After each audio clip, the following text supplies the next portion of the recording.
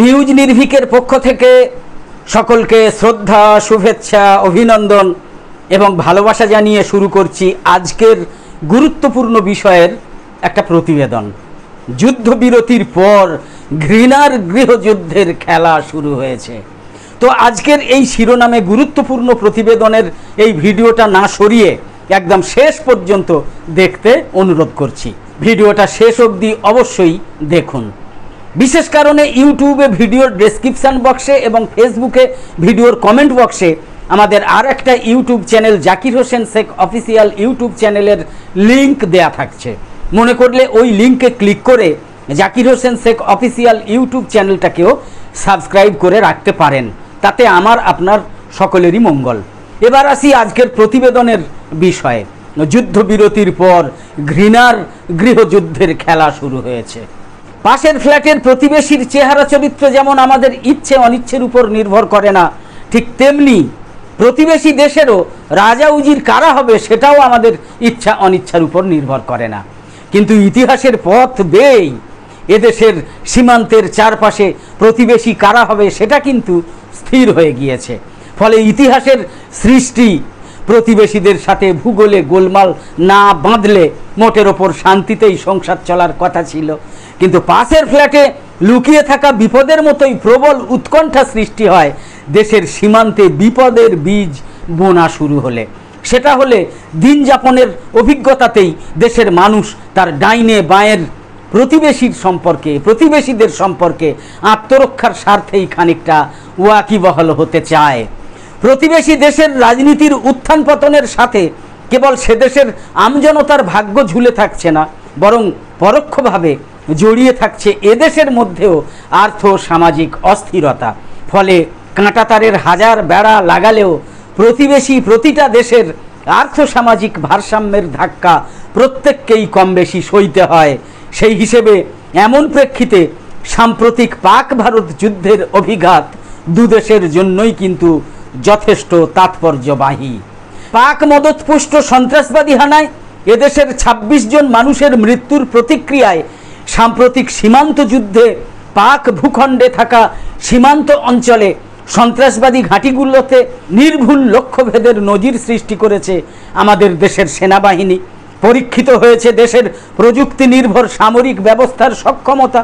সর্বোপরি এই যুদ্ধে সেনাবাহিনীর নারী সেনারা যেভাবে মহাভারতের কুরুক্ষেত্রের ধারা বিবরণীর মতো দেশের মানুষকে উজ্জীবিত করেছেন তাদের আত্মবিশ্বাস দিয়ে, সেটাও এই উপমহাদেশের যুদ্ধের ইতিহাসে এক অর্থে ঐতিহাসিক।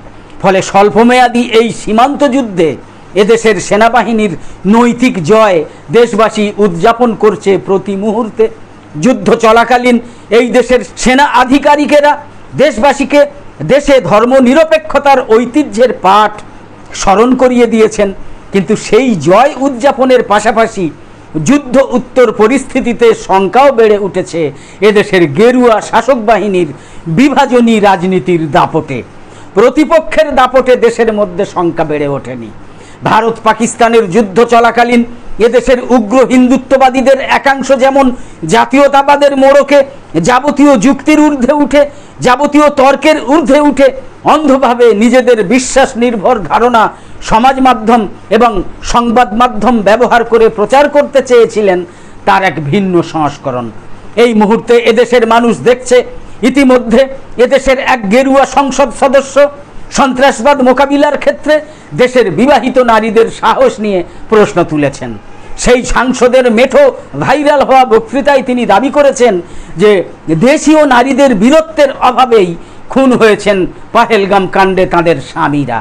তার ভাষ্য অনুযায়ী সশস্ত্র জঙ্গিদের সামনে যথেষ্ট প্রতিরোধ গড়ে তুলতে না পারার কারণেই স্ত্রীদের সামনেই ২৬ জন স্বামীকে খুন হতে হয়েছে। যার মানে দাঁড়ায় এই রকম যে খালি হাতে জঙ্গিদের বিরুদ্ধে প্রতিরোধ গড়ে আরও ২৬ জন মহিলা সেদিন খুন হলে তবেই যেন গেরুয়া সাংসদ তাদের বীরাঙ্গনার মর্যাদা দিতেন। অন্যথায় পর্যটন ক্ষেত্রে যাওয়া মহিলাদের হাত ব্যাগে যুদ্ধাস্ত্র নিয়ে ভ্রমণের পরামর্শ দিচ্ছেন সেই নির্বোধ সাংসদ। কার্যত দেশের গেরুয়া শাসক তাদের ভাষ্যের মহিলাদের প্রতি এই অসম্মান প্রদর্শনের নজির এই প্রথম নয়, বরং ধারাবাহিকভাবেই তারা অপমান এবং অসম্মান করে চলেছেন নিয়মিত। কিন্তু কখনোই এমন নেতা মন্ত্রী সাংসদেরা ওই কুবাক্য উচ্চারণের পরেও দল হিসাবে ভারতীয় জনতা পার্টি এই বেহায়াদের দল থেকে বহিষ্কার কিংবা সাসপেন্ড করার মতো কোনো কঠিন শাস্তিমূলক ব্যবস্থা গ্রহণ করেনি। দেখেছেন আপনারা? করেনি। ভাবটা এমন যেন অপরিণত যুবকের মুখ ফসকে বেরোনো একটা মন্তব্য, কিন্তু আসলে যে সেই কুবাক্যে লুকিয়ে থাকা মহিলাদের প্রতি ঘৃণা এবং অবজ্ঞা যে এই গেরুয়া বাহিনীর কেবল মুখের কথা নয়, বরং তাদের মনের কথা, সেটাই স্পষ্ট হচ্ছে একের পর এক এমন ধারাবাহিক মন্তব্যের ঘনঘটায়। ফলে সেই মৃত্যু উপত্যকা থেকে প্রাণ হাতে ফিরে আসা মহিলাদের গেরুয়া সাংসদ নয়, কার্যত গোটা গেরুয়া বাহিনী পরিকল্পিতভাবে আক্রমণ করেছিল সদ্য স্বামীহারা সেই তরুণীকে, যার মৃত স্বামীর সাথে খোলা মাঠে বসে থাকা বাকরুদ্ধ ছবি নাড়িয়ে দিয়েছিল গোটা পৃথিবীকেই। সদ্য বিবাহিতা এবং স্বামীহারা সেই মহিলা বলেছিলেন, এই সন্ত্রাসবাদ চিহ্নিত করার ক্ষেত্রে যেন অকারণে কাশ্মীরের সাধারণ মানুষ কিংবা কোনো ধর্মীয় সম্প্রদায়কে চিহ্নিত করে অভিযান চালানো না হয়। প্রবল শোকের আবহে এমন স্বামীহারা তরুণী যেভাবে এই পরিণত মন্তব্য করেছিলেন, প্রকাশ্যে তাকে দেশশুদ্ধ মানুষ কুর্নিশ জানালেও গেরুয়া বাহিনীর তোপের মুখে পড়েছিলেন কিন্তু সেই মহিলা। এমনকি সেই মহিলার চরিত্র হনন করতে বাদ রাখেনি সামাজিক মাধ্যমে সেই উদ্ধত গণ্ডমূর্খের দল। ফলে ধারাবাহিকভাবেই এটা স্পষ্ট হচ্ছে যে গেরুয়া শাসক বাহিনী এদেশের মহিলাদেরকে দ্বিতীয় শ্রেণীর নাগরিক হিসাবেই দেখতে চায়। ফলে সেই কারণেই গত 10 বছরে বহু ডাবল ইঞ্জিন শাসিত রাজ্যের পাঠ্য বইতে পড়ানো হয় যে এদেশের যুবকদের মধ্যে বেকার সমস্যা বাড়ার অন্যতম মূল কারণ হচ্ছে দেশের মেয়েদের চাকরিতে যোগদান। কি লজ্জাকর কথা! এরপরেও অবশ্য বেটি বাঁচাও বেটি পড়াও এর সরকারি বিজ্ঞাপন চলছে দেশ জুড়ে হাজার হাজার কোটি টাকা খরচ করে। ধর্মনিরপেক্ষতা বনাম সন্ত্রাসবাদ, সেটা কিরকম? এখানে উল্লেখ করা দরকার যে পহেলগামে ভয়াবহ সন্ত্রাসবাদী হানার পরেও সেই অঞ্চলে প্রথম 2-3 ঘন্টা কোনো নিরাপত্তা রক্ষী প্রবেশ করতে পারেনি। এটা এখন সর্বজ্ঞাত একটা খবর, যে কথা স্বীকৃত হয়েছে সরকারি ভাষ্যেও। ফলে সেই মৃত্যু উপত্যকা অরক্ষিত অবস্থায় রেখে যে প্রশাসনিক শূন্যতা তৈরি হয়েছিল, তার কারণেই জঙ্গিরা এমন খুনের সুযোগ পেয়েছিল, এটা অস্বীকার করা যাবে না। আর এখন এই গেরুয়া সাংসদ উপস্থিত মহিলাদের কাঠগড়ায় তুলে সুকৌশলে সরকারি নিরাপত্তা ব্যর্থতার দায় চাপিয়ে দিতে চেয়েছেন পর্যটকদের ঘাড়ে, বিশেষত সেই মৃত্যু উপত্যকায় হাজির মহিলাদের উপরে। একদিকে দেশের প্রধানমন্ত্রী যখন রাজ্যে রাজ্যে গিয়ে অপারেশন সিন্দুর নামের সেনা অভিযানের সাফল্যের রাজনৈতিক উত্তরাধিকার অর্জনের চেষ্টা করছেন, আর অন্যদিকে তার দলীয় বাহিনীর নেতামন্ত্রী সাংসদেরা সরকারি নিরাপত্তার ফাঁক ফোকর ঢাকার বহু কৌশল অবলম্বন করছেন। এমনকি স্বয়ং প্রধানমন্ত্রী এই সন্ত্রাসবাদের কার্যকারণ সম্পর্ক খুঁজতে গিয়ে দেশের প্রথম প্রধানমন্ত্রী পণ্ডিত জওহরলাল নেহরুকে পর্যন্ত টেনে এনেছেন। ফলে শাসকের এই ভাষ্য থেকেই স্পষ্ট যে সরকারি ব্যর্থতা ঢাকতে বহুরূপীর মতো ভিন্ন ভিন্ন অবস্থান গ্রহণ করছে শাসক এবং শাসক দল। অথচ পহেলগাম কাণ্ডের 1 মাস অতিক্রান্ত হয়ে গেলেও আজ অবধি সেই সন্ত্রাসবাদীদের টিকি স্পর্শ করতে পারেনি দেশের প্রশাসন। অথচ এমন নাগরিক সুরক্ষার স্বার্থে এমন প্রশ্ন তোলা হলেই দাগিয়ে দেয়া হচ্ছে দেশদ্রোহী কিংবা সেকুলার বলে। সন্ত্রাসবাদের বীজ দেশ থেকে নির্মূল করতে গেলে প্রথম প্রয়োজন জাতি, ধর্ম, ভাষা, বর্ণ নির্বিশেষে এদেশের মানুষের মধ্যে জাতীয়তাবাদের আদর্শের চর্চা। এদেশের জাতীয়তাবাদের সাথে ওতপ্রোতভাবে জড়িয়ে রয়েছে দেশের ধর্মনিরপেক্ষতার আদর্শ। কিন্তু আমাদের দুর্ভাগ্য যে এই যুদ্ধের আবহাওয়ায় দেশের মানুষের সবচেয়ে বড় শত্রু সন্ত্রাসবাদ হওয়ার পরিবর্তে হিন্দুত্ববাদীদের কোপে পড়েছে দেশের ধর্মনিরপেক্ষতা, দেশের সেকুলারিজম। এ দেশের উগ্র হিন্দুত্ববাদীরা আসলে এক ঢিলে 2 পাখি মারতে চেয়েছিল।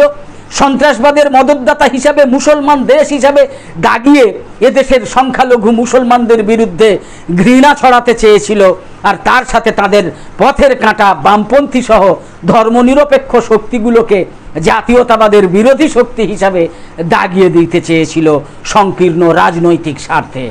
এটা উত্তরোত্তর স্পষ্ট হচ্ছে যে ধর্মনিরপেক্ষতার আদর্শ বিসর্জন দিয়ে ধর্মান্ধতার আদর্শকে ঊর্ধ্বে তুলে ধরতে হিন্দুত্ববাদী শক্তি এই যুদ্ধ জিগিরকে রাজনৈতিক প্রয়োজনে ব্যবহার করতে চেয়েছিল সন্ত্রাসবাদ বিরোধী আবেগের ঘোলা জলে।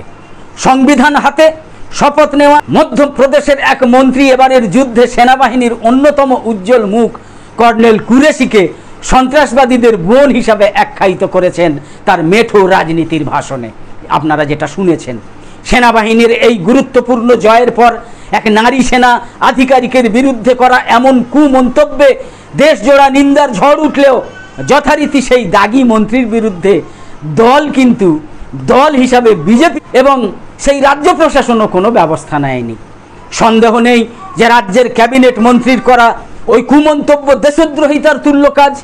অথচ অশোকা বিশ্ববিদ্যালয়ের এক অধ্যাপক সেনাবাহিনীতে নারী শক্তির গুরুত্ব বৃদ্ধির দাবিতে সমাজ মাধ্যমে সওয়াল করে দেশদ্রোহিতার অভিযোগে জেলের ঘানি টেনে ফেলেছেন এক গেরুয়া নেতার অভিযোগের ভিত্তিতে।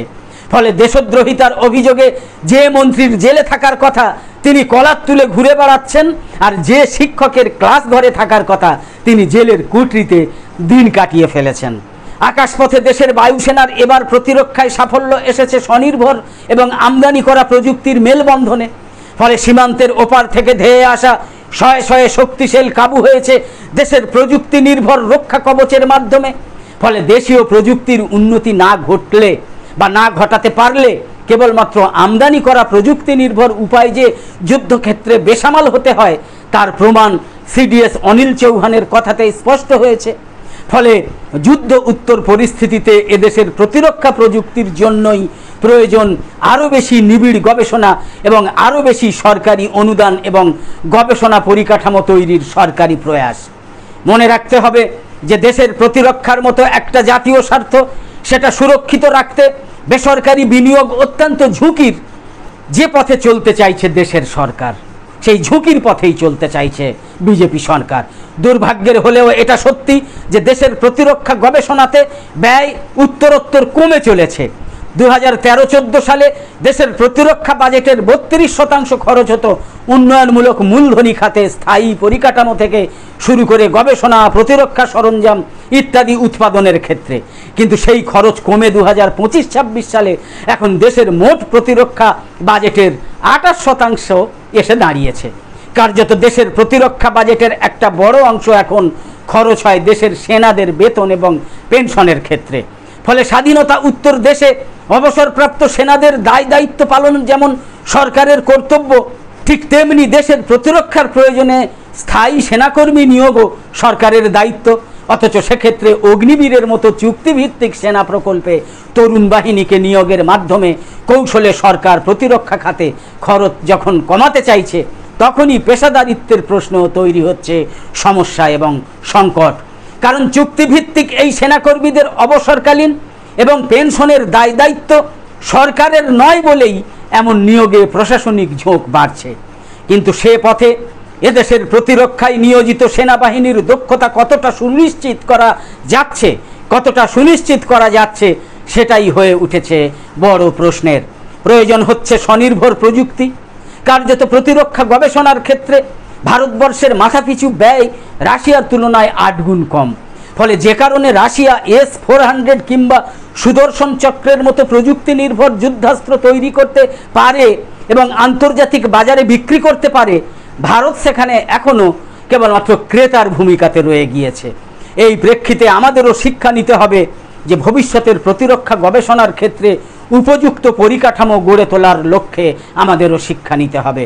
এটা পরীক্ষিত সত্য যে গোটা পৃথিবীর তথ্য প্রযুক্তির ক্ষেত্রে ভারতীয় বংশোদ্ভূত ইঞ্জিনিয়ার কিংবা ভারতে শিক্ষিত পড়ুয়াদের অবদান সবচেয়ে বেশি।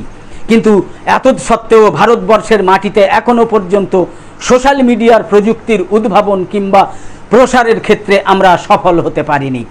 এই মুহূর্তে ফেসবুক, মেসেঞ্জার, ইনস্টাগ্রাম, হোয়াটসঅ্যাপ, ইউটিউবের মতো ভিনদেশি সংস্থাগুলো যে কৌশলে দ্রুত এদেশের মানুষের পছন্দ অপছন্দ, রাগ, দুঃখ, ঘৃণা থেকে শুরু করে পণ্য পরিষেবা সম্পর্কে যে পরিমাণ তথ্য সংগ্রহ করছে প্রতিদিনই, কার্যত সেই তথ্য ব্যবহৃত হচ্ছে এদেশের মানুষের চিন্তাভাবনা, পছন্দ অপছন্দ নিয়ন্ত্রণের লক্ষ্যে।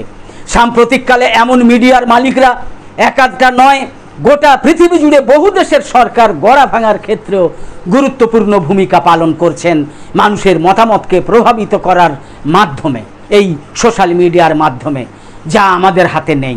ফলে এই প্রেক্ষিতে স্বনির্ভর প্রযুক্তির বিকাশ না ঘটাতে পারলে এদেশেও সরকার ভাঙা গড়া থেকে শুরু করে দেশের মধ্যে সাম্প্রদায়িক কিংবা রাজনৈতিক বিভাজনের খেলায় ব্যবহৃত হতে পারে অর্থের বিনিময়ে এমন সোশ্যাল মাধ্যমগুলো।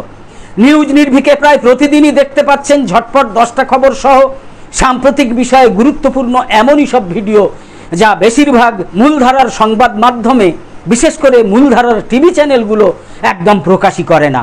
মূলধারার এই সব সংবাদ মাধ্যম মূলত কেন্দ্রের এবং বিশেষ কোনো ক্ষেত্রে রাজ্যের সরকার এবং রাজ্যের বা কেন্দ্রের শাসক দলের সন্তুষ্টি অর্জনে নিয়ম করে প্রতিদিন এমন সব সংবাদ ইত্যাদি পরিবেশন করে থাকে যেগুলো রীতিমতো সাম্প্রদায়িক বিদ্বেষ ছড়াতে ইন্ধন যোগায়। যে জন্যই এই সব মিডিয়াকে তো গদি মিডিয়া বলতে হয়। বিপরীতে রবিশ কুমার, অশোক কুমার পাণ্ডে, অজিত আঞ্জুম, অভিষেক শর্মা, আকাশ ব্যানার্জি, ধ্রুব রাঠে, সঞ্জয় শর্মা, দীপক শর্মা, মোহাম্মদ জুবাইদদের মতো ভারতের মুষ্টিমেয় কিছু স্বতন্ত্র সংবাদকর্মী এবং বিশ্লেষকদের অনুসরণ করে হাতে গোনা আরও কয়েকজনের মতো আমরাও সত্য খবর উন্মোচনে সদা দায়বদ্ধ থাকার চেষ্টা করি। আমাদের প্রত্যেকটা গুরুত্বপূর্ণ ভিডিওর বা লাইভ সম্প্রচারের নোটিফিকেশান পেতে ইউটিউবে সাবস্ক্রাইব এবং ফেসবুকে লাইক ও ফলো করে আমাদের আরও নতুন নতুন ভিডিও বানাতে এবং লাইভ সম্প্রচারে উৎসাহিত করতে লাইক, কমেন্ট এবং শেয়ার করে নিউজ নির্ভীক ইউটিউব চ্যানেল আর ফেসবুক পেজের সঙ্গে থাকুন। তো আপাতত শেষ করছি, পরের পর্বে আবার দেখা হবে।